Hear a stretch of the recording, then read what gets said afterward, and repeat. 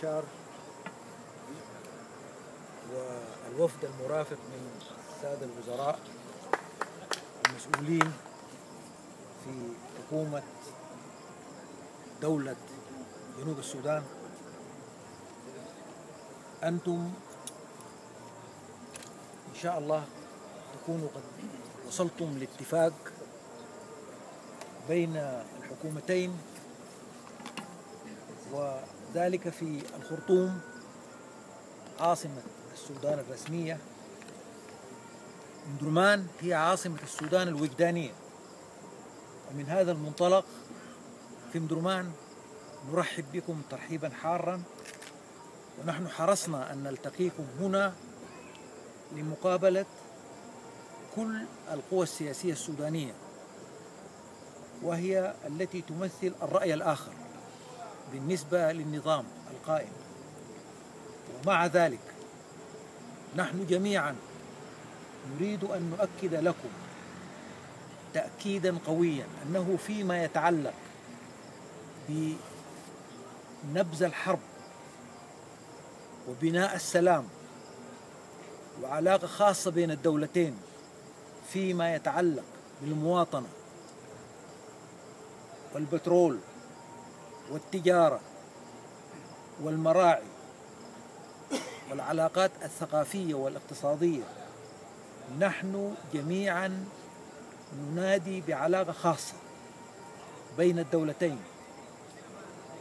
دولتان ينتسبان للسودان، والدولتان يتطلعان لمصالح مشتركة تقوم على نبذ العنف، حسن الجوار، وتطوير هذه العلاقات لتكون علاقة خاصة نحن سميناها توأمة بين الدولتين.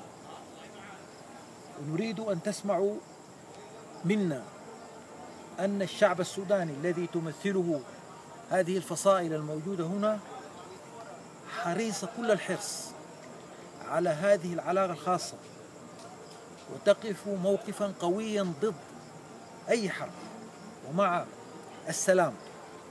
ومع أننا لم نشترك فيما دار بينكم وبين حكومة السودان من تفاوض، إلا أننا نريد أن نؤكد لكم أنه فيما يتعلق بهذه المعاني التي ذكرتها السودان كله موقفه واحد.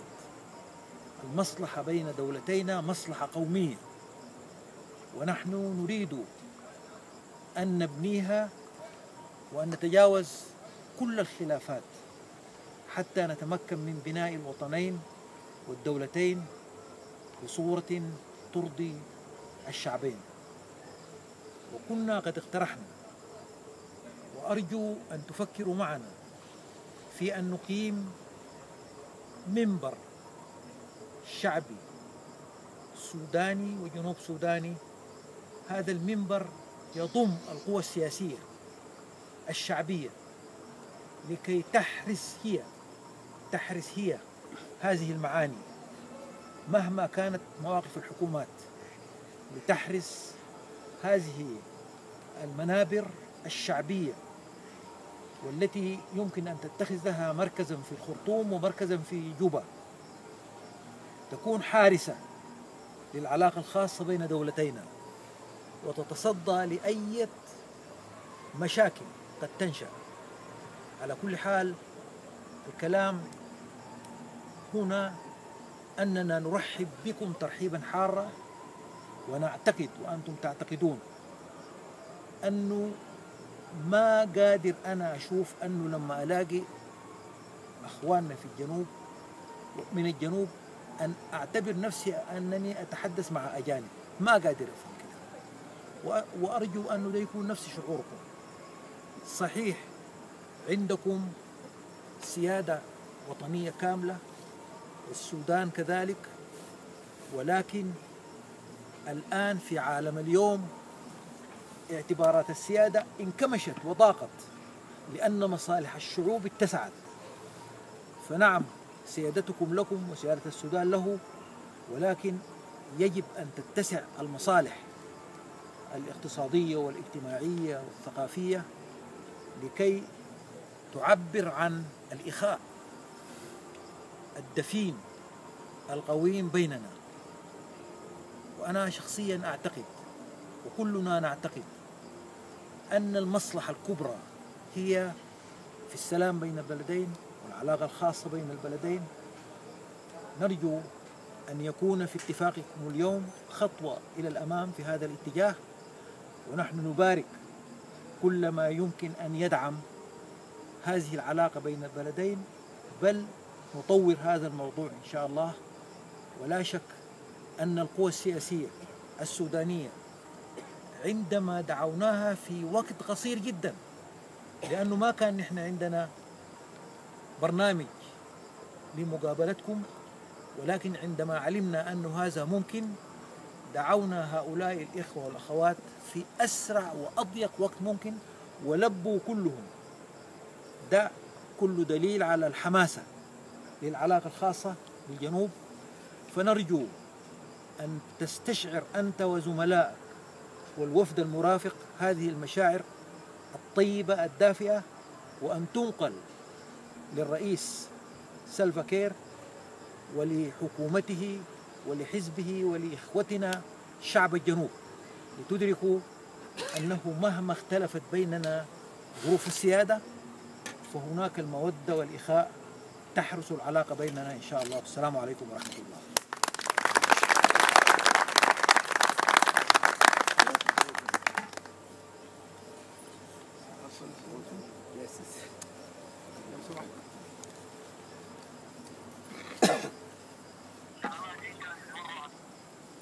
سيد الامام المهدي، الاخوه الوزراء، سادة رؤساء الاحزاب السودانيه، السلام عليكم. انا اولا عايز اقدم الاخوه الجمعي، ابدا باخي ستيفن، هو وزير الطاقة وزير النفط والتعدين. على شماله السيدة أنجلينا، هي مستشار الخاصة لي.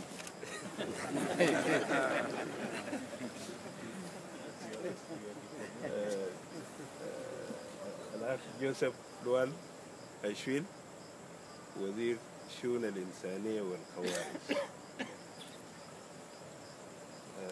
الأخ سلفا مثوك، نائب وزير الشؤون الداخلية. نائب وزير الشؤون الداخلية. نائب وزير الداخلية. نائب وزير الداخلية. الأخ دنبيو، هو شير بيرسون المظالم العامة. الشير بيرسون المظالم العامة. أجي يميني طبعا الدكتور يوسف، دكتور يوسف مرافق وزميل وصديق. سيد الوزير، وزير الدولة وزارة رئاسة الجمهورية. الدولة وصديق. بول ميوم، وزير الشؤون المائية والسدود. بول ميوم، وزير الشؤون المائية والسدود. And he's the second man in the delegation. الرجل الثاني في الوفد. ويغ مامير، وزير مكلف مجلس وزراء. وزير مكلف بمجلس الوزراء. السفير ميان، معروف لديك. السفير ميان داخليا هنا. I think that is all. أنا هتكلم بإنجليزي. I know كلكم عارفين اللغة الإنجليزية ولا دكتورة what do you... أنا بنعرف، لكن ممكن نحاول نعمل ترجمة مباشرة. عربي. ها؟ ممكن نحاول نعمل ترجمة مباشرة. Okay. I am happy to first of all visit سيد الامام. أنا أولاً سعيد بزيارتي للسيد الإمام. The last time we parted ways was on the 10th July 2011, after the declaration of independence of South Sudan. آخر مرة اشتركنا فيها كان في 10 يوليو 2011 بعد إعلان استقلال جنوب السودان. And this was after a meeting of my president, President Salva Kiir Mayardit, with all the leaders of the political parties from North Sudan, which becomes now the Republic of Sudan, after we had a meeting. وكان ذلك بعد لقاء تم بين الرئيس سلفا كير ورؤساء القوى السياسية لشمال السودان والآن الذي يعرف بجمهورية السودان. In which my president thanked all the political party leaders that came to attend the celebration for independence of South Sudan. وفي ذلك الاجتماع قام السيد الرئيس بشكر كل رؤساء القوى السياسية الذين شاركوا في احتفالات استقلال جنوب السودان. Personally, I did not come back only yesterday. That was after 2 years and 1 month to Khartoum. وأنا شخصيا منذ ذاك الزمان لم أعود للخرطوم أي يعني قبل 2 وشهر. It has been my president coming occasionally to come and discuss with his brother, President Omar Ahmed al-Bashir. فقد كان رئيسي السيد سلفا كير هو الذي يأتي لمناقشة القضايا والأوضاع مع أخيه الرئيس عمر أحمد البشير. This time I was sent to come to Khartoum with this delegation. وفي هذه المرة بعثت أنا للقدوم للخرطوم مع هذا الوفد. I was happy and I'm still happy. كنت سعيدا ولا أزال سعيدا. First, to come and meet leaders like you, and also try to put things right between the Republic of South Sudan and the Republic of Sudan, which are neighbors and sisters.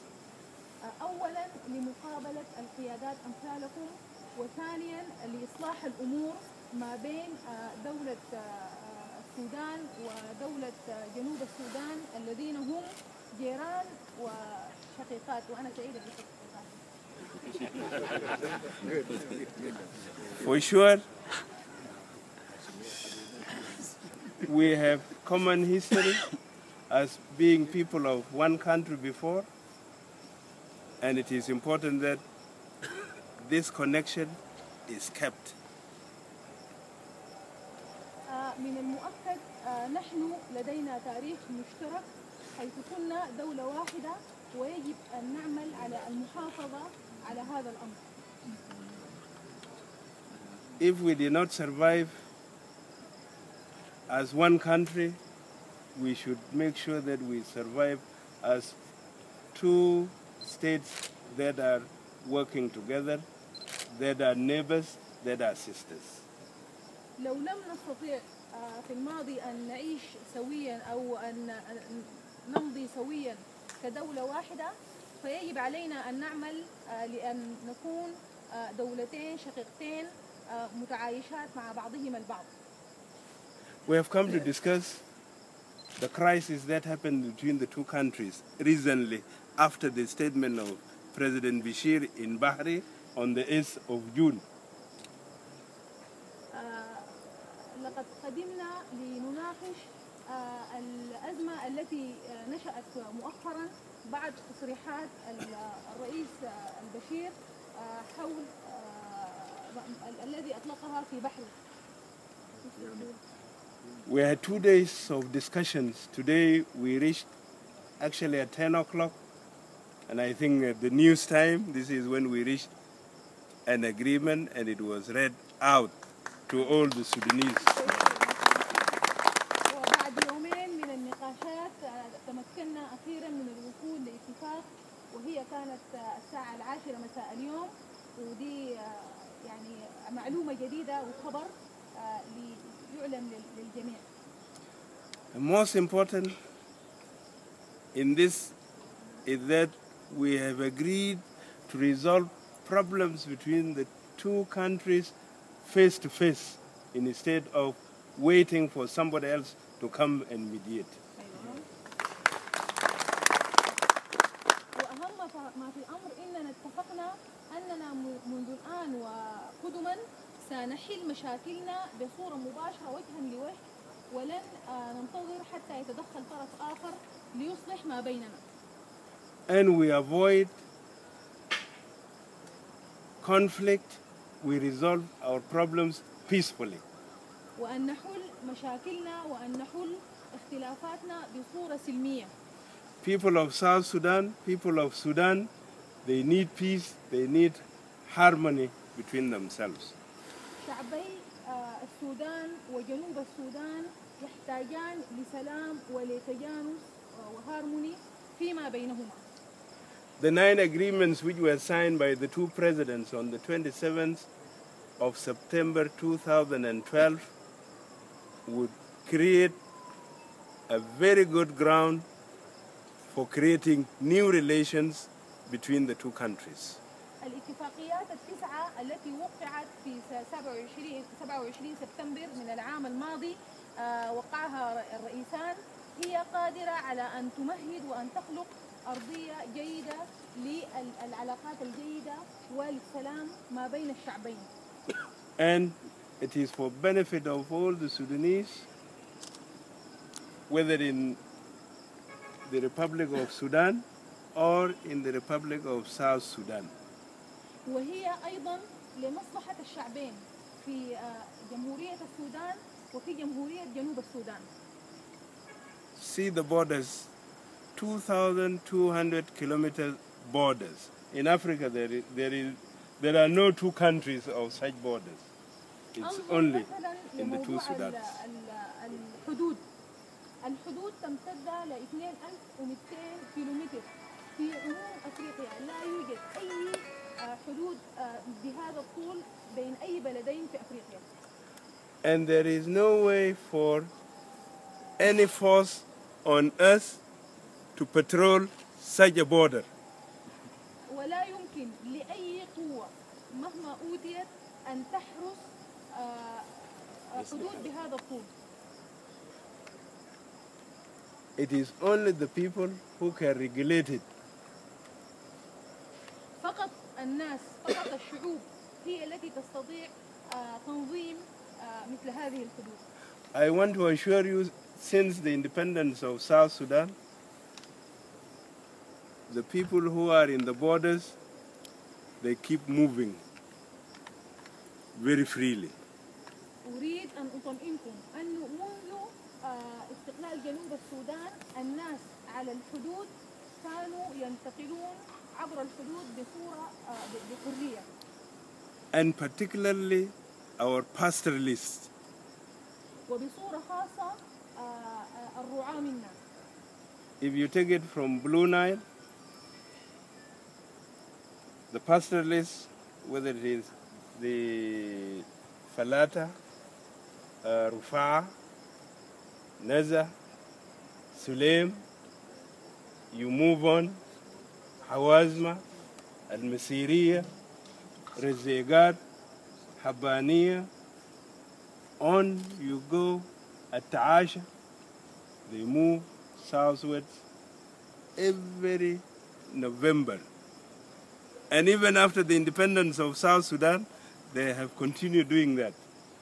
لو أخذت الوضع من الحدود على الشرق النيل الأزرق ستجد كل القبائل رفاعة، الفلاتة، نزة، التعايشة، سليم، الحبانية، الرزيقات، التعايشة، all this. كلهم كانوا ينتقلوا بصورة حرة عبر الحدود منذ استقلال جنوب السودان في كل نوفمبر يتحركون.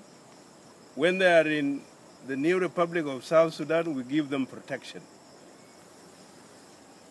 وعندما يدخلون علينا في دولة جنوب السودان يجدوا منا الحماية. Actually, nothing has changed to them. في واقع الأمر لم يتغير عليهم شيء. It is only the urban people who, if he goes by air to Juba, then he would be asked, where is your passport? But these guys don't need the passport. They don't need passports.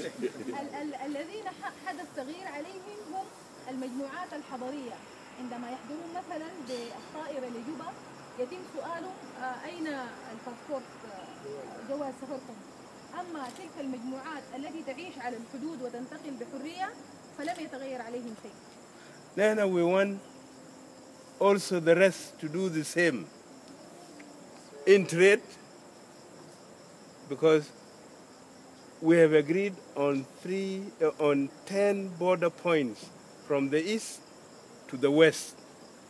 نحن نريد ذات الأمر أن ينطبق على القضايا الأخرى. التجارة، نحن اتفقنا أن تكون هناك 10 نقاط للدخول في عبر الحدود. So that anybody who has something to sell takes it and vice versa. وأي شخص لديه بضاعة ليبيعها يقوم بذلك، وأيضا من الاتجاه المعاكس. We have agreed on the 4 freedoms which we used to have with Egypt, and I think it's very important between the two Sudans: the freedom of movement, the freedom of residence, the freedom to own, to freedom to work. وأيضا كنا اتفقنا أن تكون هناك الحريات الأربعة، الحريات التي طالما كانت بيننا ما بين السودان ودولة مصر، وهي حرية التملك، حرية التنقل، حرية العمل، وحرية الإقامة. Now, these are important for us to operationalize such freedoms. We need جو معافي، جو فيه سلام. ولتحريك وتفعيل هذه الاتفاقيات نحن نحتاج لجو معافى وجو فيه سلام. And in this we are discussing seriously how do we bring peaceful environment at the common borders. We actually have 5 states in the south, 6 states in the north that are bordering each other. And in actual fact, 60% of the Sudanese population used to live, and I still think they still live in these 11 states, 6 in the north and 5 in the south. So they are very important people for the coexistence of the two countries. لذلك كنا نناقش بجدية كيفية أن يكون هناك السلام، لأنه هناك 5 ولايات في جنوب السودان هي من الولايات الحدودية، و6 ولايات من الولايات في جمهورية السودان من الولايات الحدودية، وفي الولايات 11 يعيش كما دلت الإحصائيات، ولا زلت وأعتقد أن الإحصائيات لا تزال كما هي، فيها 60% من السكان السودان. بالتالي نحتاج لأن يكون هناك سلام، وأن يمكن أن يستفيد هذا الكم الكبير من السكان في 11 ولاية الحدودية. We are concerned of peace in that common border. نحن مهتمون بالسلام في هذه الحدود المشتركة. We were accused for supporting the armed opposition. We have come to clear ourselves and to say we have already reached an agreement not to support each other armed movements. لقد تم اتهامنا بأننا ندعم الحركات المسلحة المعارضة. وحضرنا اليوم لنوضح أننا قد عقدنا اتفاقية فيها تعاهدنا ألا ندعم الحركات المسلحة لبعضنا البعض. And with that commitment, we said we would want to see peace in the remaining Sudan, the Republic of Sudan. I hope this is the same feeling you have as political forces, as leaders of political forces. I hope this is the same. We share the same. We want peace because our interest is in peace.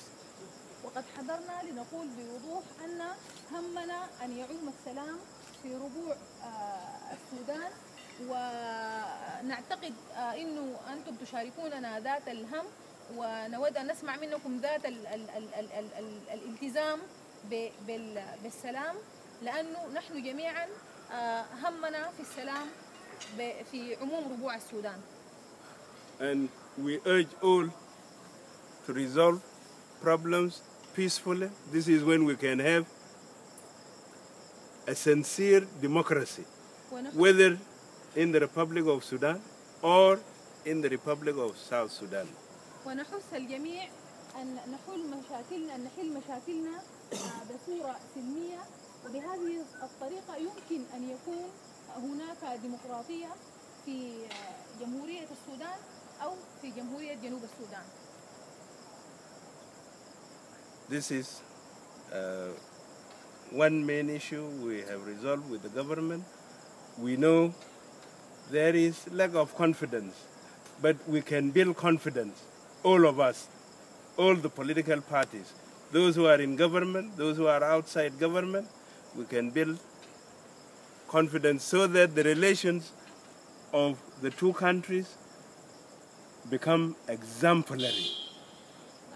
ونعتقد هذه هي القضية التي تم حلها بالحوار الآن، ولكننا أيضا نعلم أنه هناك انعدام في الثقة، ولكننا يمكننا أن نبني هذه الثقة طالما تعاملنا جميعنا كأحزاب سياسية بهذه الصورة. يمكننا أن نبني الثقة وأن نخلق نوع من العلاقة المثال في شكل، يعني العلاقة تكون مثالية أو مثال للغير. This is our desire. هذه رغبتنا.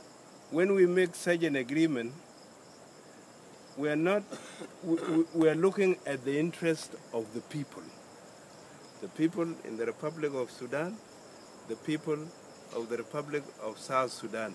We are not looking at the interest of a particular political party. No.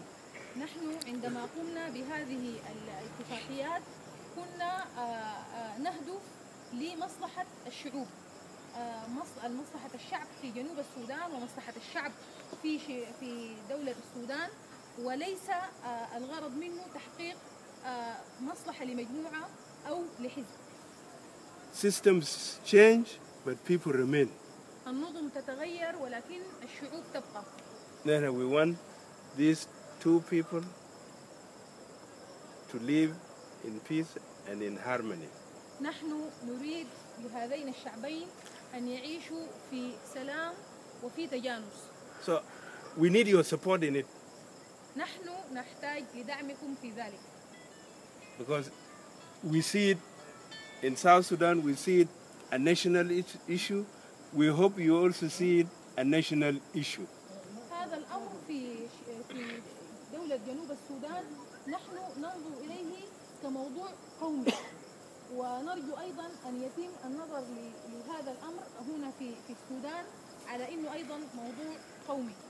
Which transcends political party divide. في هذا نتجاوز الاختلافات أو الفوارق الحزبية.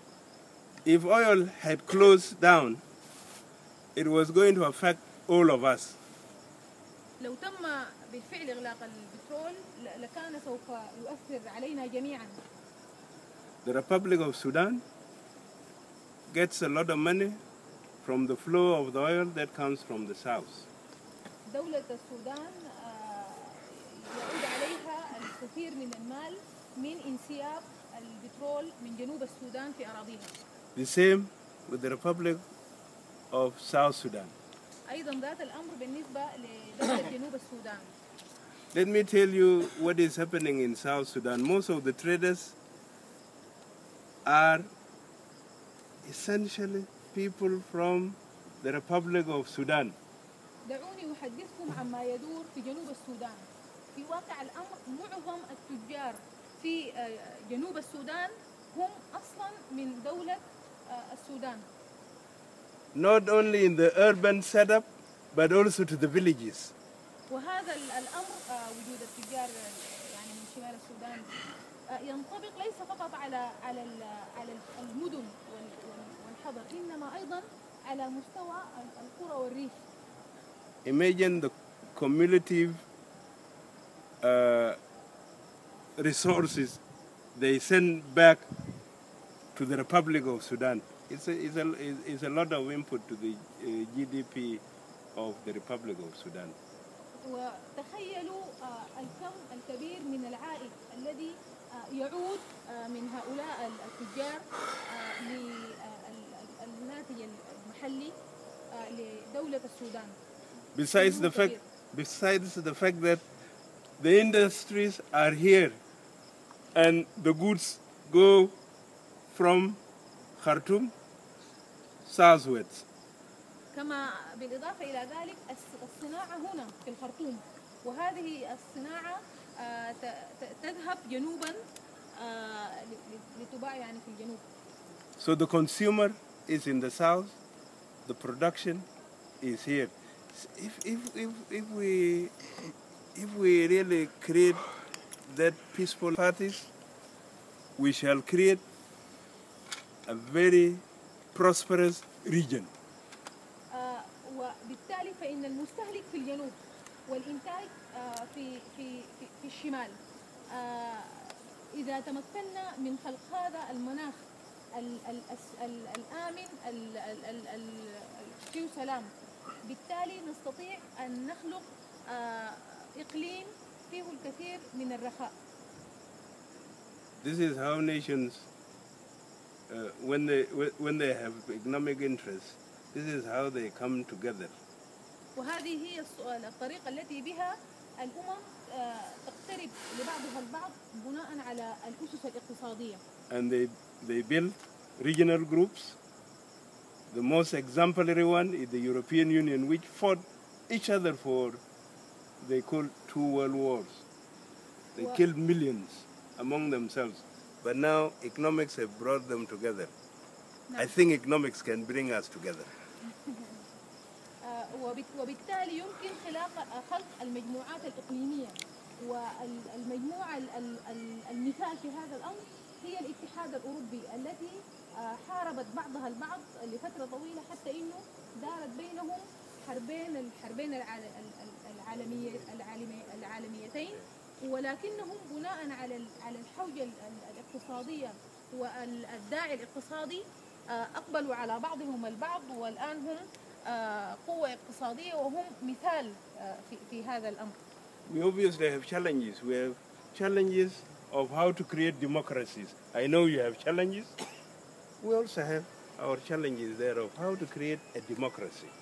I think we can overcome them if there is economic activity, prosperous in a peaceful environment. بالطبع هناك تحديات وهناك عقبات. أهم تحدي لديكم ولدينا كيف نبني وضع ديمقراطي. إن حل السلام فيمكننا أن نمضي قدما لتجاوز هذه العقبات ونبني أوضاع ديمقراطية تؤمن الأوضاع الاقتصادية. In the new republic, today we have launched a process of national reconciliation and healing. نحن في جمهورية جنوب السودان بدأنا مشروع لخلق التصالح فيما بيننا. We discovered that actually we needed it even ourselves, among our own selves. But before the independence of the South, some people were thinking it was between the North and the South. But we also found we needed it ourselves. So we have embarked on it. Because we want to build a nation which is peaceful, harmonious, happy with itself, where they can transfer power peacefully without any grievances. لقد اكتشفنا بعد الاستقلال أننا في الدولة الجديدة نحتاج لتصالح فيما بيننا. في السابق كنا اعتقدنا أننا نحتاج لهذا التصالح مع شمال السودان، ولكننا اكتشفنا أننا نحتاج لهذا الأمر فيما بيننا ليكون بيننا سلام ولا يكون بيننا تصالح أيضا، ولكي نتمكن وليكون هناك رخاء ولنمضي دعوة السلطة happy nation يكون في تداول السلطة بطرق سلمية. أيوة، دولة سعيدة وتداول سلمي للسلطة. And we are even telling our people جاوزوا مرارات الحرب حصلت 50 سنة so that we build good relations with our brothers and sisters in the north. وظللنا نقول لشعبنا تجاوزوا مرارات الماضي عبر 50 سنة الماضية لكي نتمكن من بناء علاقات جيدة مع إخوتنا في دولة السودان. So we are people, without doing that, we will not create good relations with the Republic of Sudan. So we are saying, let's put behind all the bitterness of war. Leave them. Let them die with us. Let our children build their own future without transferring bitterness of war to them. ولذلك ظلنا نقول لشعبنا من دون تجاوز هذه المرارات التي يجب علينا تجاوزها والمضي قدما دون التوقف عندها لكي نتيح لأطفالنا ونتيح للأجيال الجديدة أن تبني مستقبلا جديدا خاليا من المرارات ومن المشاعر السلبية. I want to thank our leader, said Imam al-Mahdi, for availing us this opportunity. We did not expect it. I told Sheikh Ali, أنا ماشي أشرب شاي مع سيد الإمام وبكرة إن شاء الله أفطر مع مولانا مرغني. شكرا جزيلا.